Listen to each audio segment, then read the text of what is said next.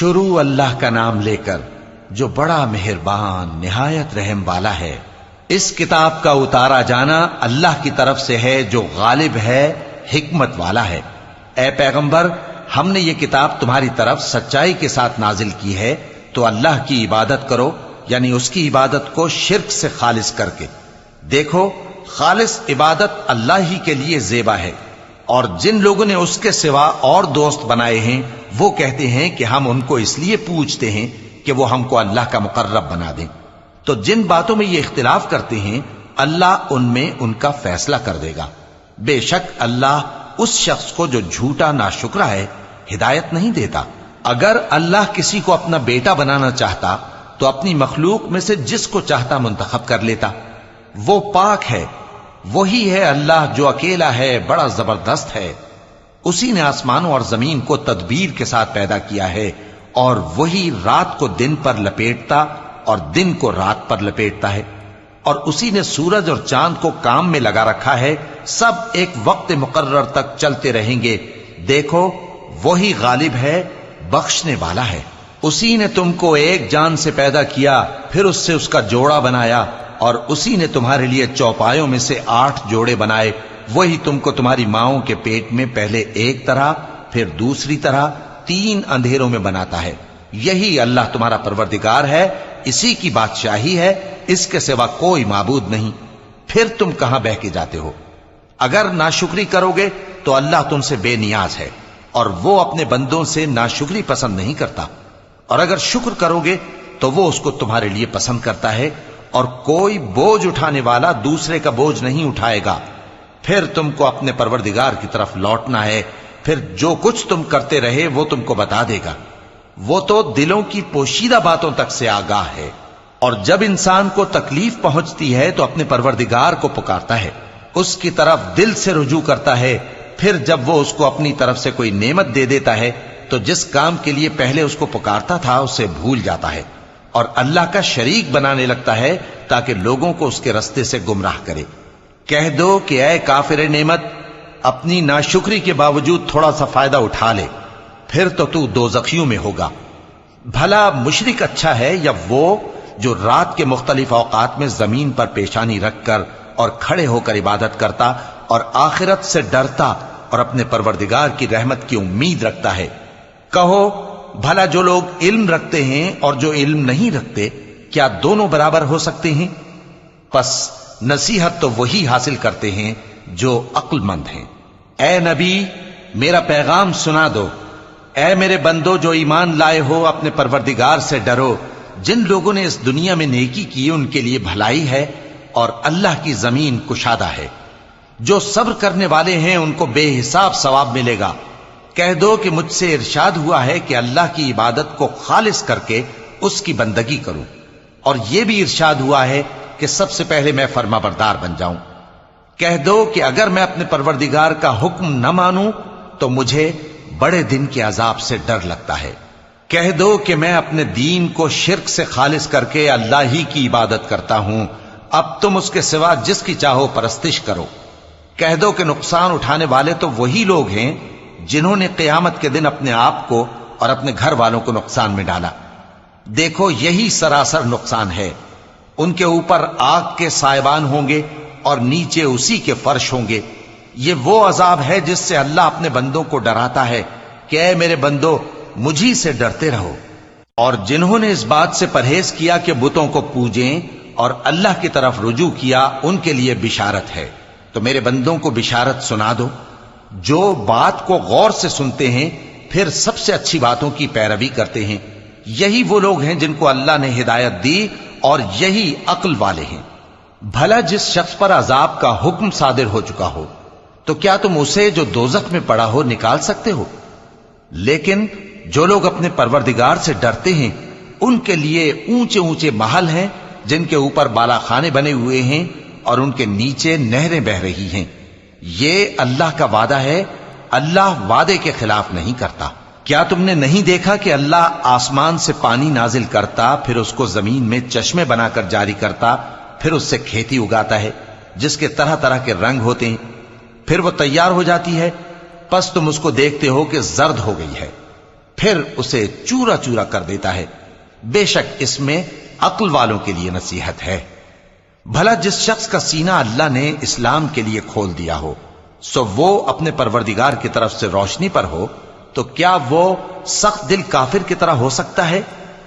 پس ان پر افسوس ہے جن کے دل اللہ کی یاد سے غافل اور سخت ہو رہی ہیں، اور یہی لوگ سراسر گمراہی میں ہیں۔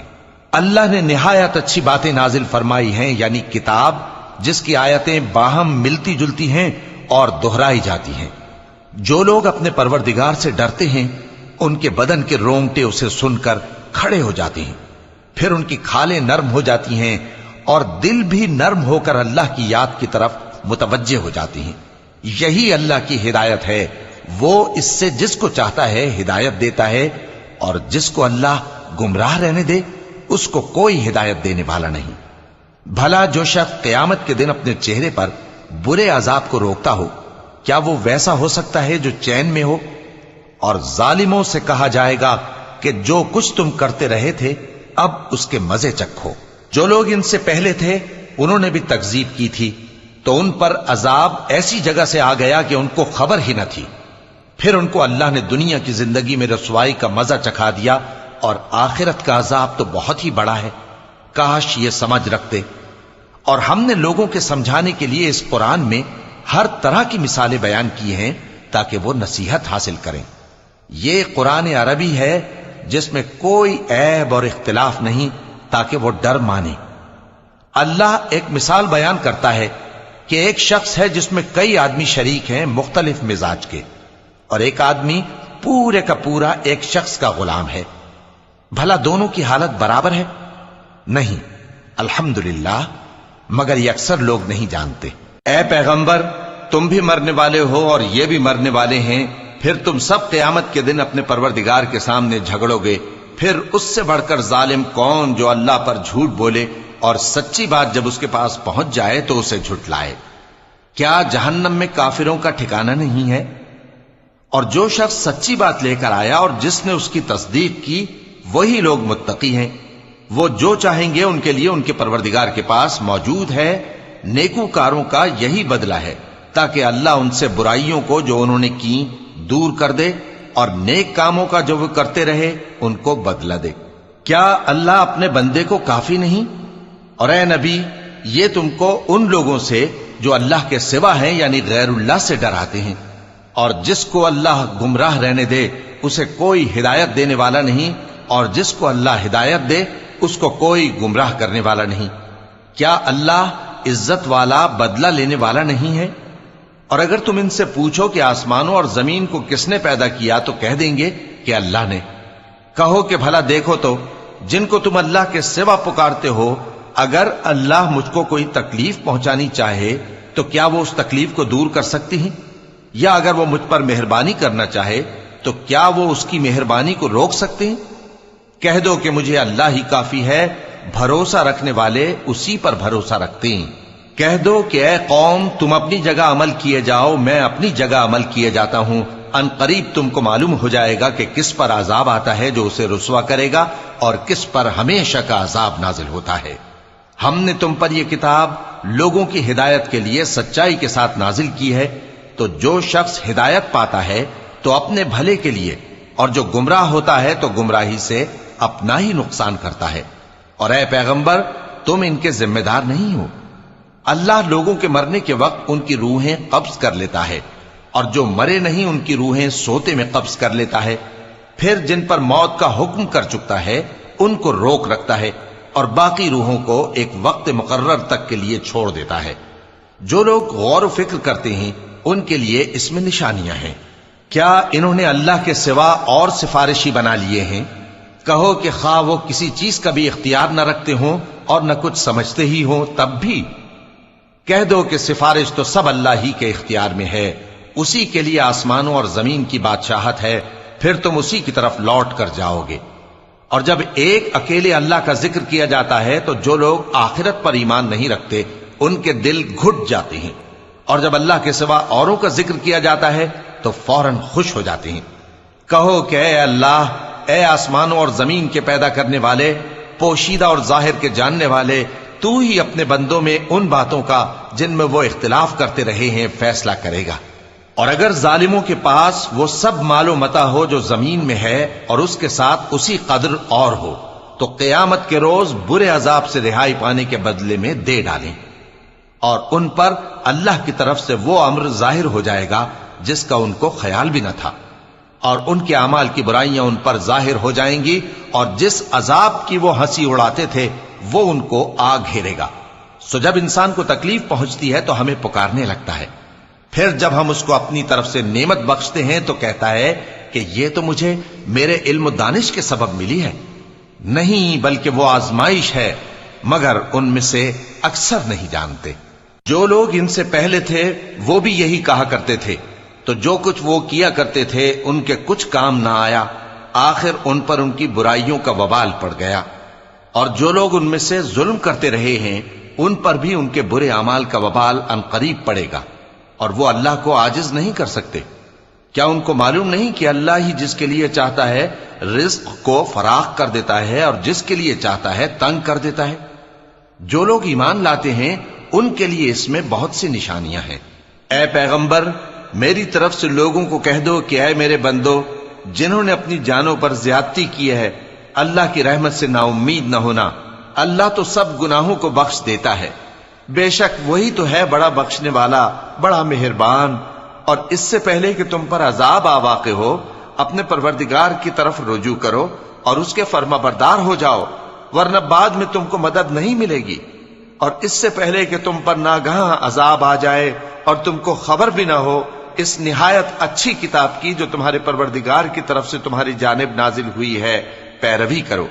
ایسا نہ ہو کہ اس وقت کوئی شخص کہنے لگے کہ ہائے اس کوتاہی پر افسوس ہے جو میں نے اللہ کا حق ماننے میں کی، اور میں تو ہنسی ہی کرتا رہا، یا یہ کہنے لگے کہ اگر اللہ مجھ کو ہدایت دیتا تو میں بھی پرہیزگاروں میں ہوتا، یا جب عذاب دیکھ لے تو کہنے لگے کہ اگر مجھے پھر ایک دفعہ دنیا میں جانا ہو تو میں نیکوکاروں میں ہو جاؤں۔ ارشاد ہوگا کیوں نہیں، میری آیتیں تیرے پاس پہنچ گئی تھی مگر تو نے ان کو جھٹلایا اور شیخی میں آ گیا اور تو کافر بن گیا۔ اور اے مخاطب، جن لوگوں نے اللہ پر جھوٹ بولا تم قیامت کے دن دیکھو گے کہ ان کے چہرے سیاہ ہو رہے ہوں گے۔ کیا تکبر کرنے والوں کا ٹھکانہ دوزخ میں نہیں ہے؟ اور جو پرہیزگار ہیں ان کی کامیابی کے سبب اللہ ان کو نجات دے گا، نہ تو ان کو کوئی تکلیف پہنچے گی اور نہ وہ غمناک ہوں گے۔ اللہ ہی ہر چیز کا پیدا کرنے والا ہے اور وہی ہر چیز کا نگراں ہے۔ اسی کے پاس آسمانوں اور زمین کی کنجیاں ہیں، اور جنہوں نے اللہ کی آیتوں سے کفر کیا وہی نقصان اٹھانے والے ہیں۔ کہہ دو کہ اے نادانو، تو کیا تم مجھ سے یہ کہتے ہو کہ میں غیر اللہ کی پرستش کرنے لگوں؟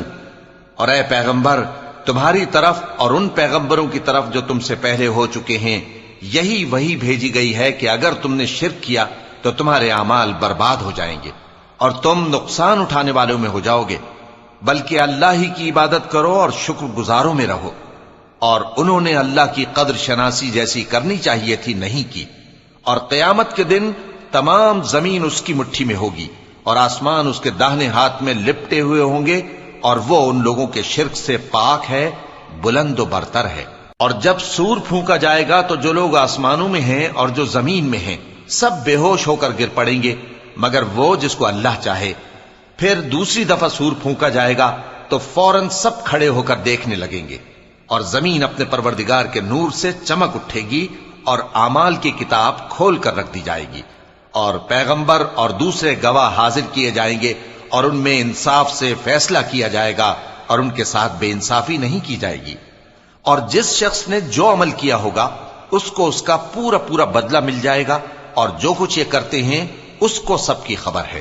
اور کافر گروہ گروہ کر کے جہنم کی طرف ہانکے جائیں گے، یہاں تک کہ جب وہ اس کے پاس پہنچ جائیں گے تو اس کے دروازے کھول دیے جائیں گے، اور اس کے داروغہ ان سے کہیں گے کہ کیا تمہارے پاس تمہیں میں سے پیغمبر نہیں آئے تھے جو تم کو تمہارے پروردگار کی آیتیں پڑھ پڑھ کر سناتے اور تمہارے اس دن کے پیش آنے سے تمہیں ڈراتے تھے؟